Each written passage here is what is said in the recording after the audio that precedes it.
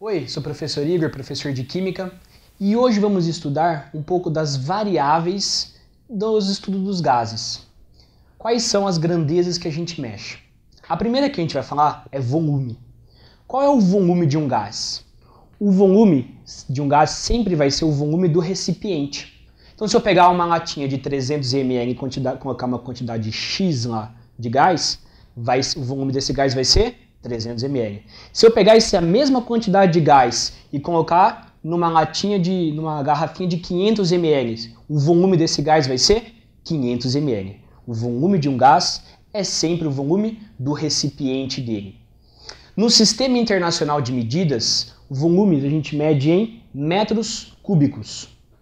Mas é muito comum no nosso dia a dia, e também vai ser nas questões vestibulares, a gente também trabalhar com litros ou mililitros, ml. Então, fiquem espertos nessas grandezas. Fora o volume, podemos falar ainda da pressão.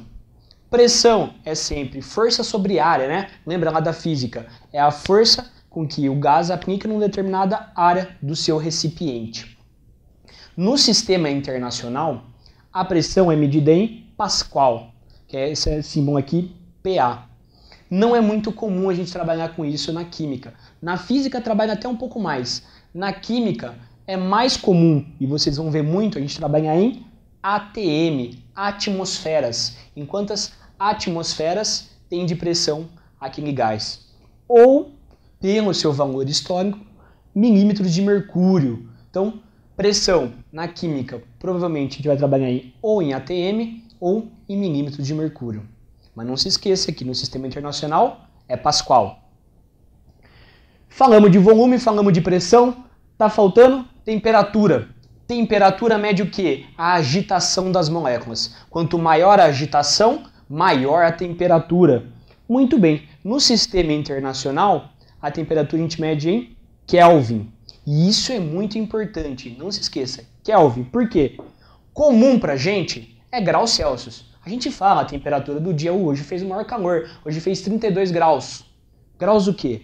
Celsius, que a gente está mais acostumado. Se você for nos Estados Unidos, lá eles só falam em Fahrenheit, que é esse Fzinho aqui. Mas também só lá, viu? O resto do mundo é em Celsius. E para contas, é sempre em kelvins. Então fique esperto nisso. Uma observação legal é, se a temperatura é o grau de agitação das moléculas, eu só vou ter a temperatura zero na hora que eu acabar com a agitação das moléculas. É exatamente isso que é o zero absoluto, que é o 0 Kelvin. Então eu só vou conseguir atingir o 0 Kelvin, que é a medida científica que a gente usa, a hora que eu parar completamente as moléculas. E esse valor é 0 Kelvin.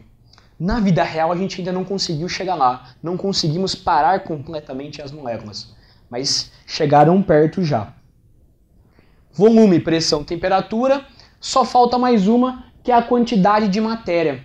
A quantidade de matéria é quanto de gás você coloca naquele seu recipiente, que a gente trabalha em mols. Quantos mols de gás você colocou naquele seu recipiente? E a gente representa pela letrinha N lá na sua equação dos gases. Então falamos do V, P, T e N, que são todas as variáveis que aparecem. Fora isso, o vestibular gosta muito de cobrar algumas condições que ele fala.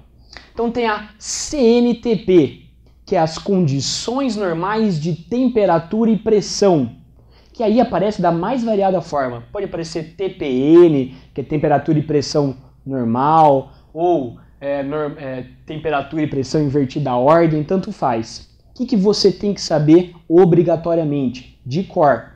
Que na CNTP a temperatura é 0 graus Celsius, ou, melhor ainda, 273 Kelvin. 0 graus Celsius igual a 273 Kelvin. E a pressão é 1 atm ou 760 milímetros de mercúrio. Condições normais de temperatura e pressão. Lembrei da temperatura, lembrei da pressão. Você gosta muito de confundir a CNTP com a CATP, que são as condições ambientais de temperatura e pressão. As condições ambientais é a temperatura média do nosso dia a dia, que a gente aproxima para 25 graus Celsius ou 298 kelvins. E a pressão não muda. Então não confunda CNTP com CATP.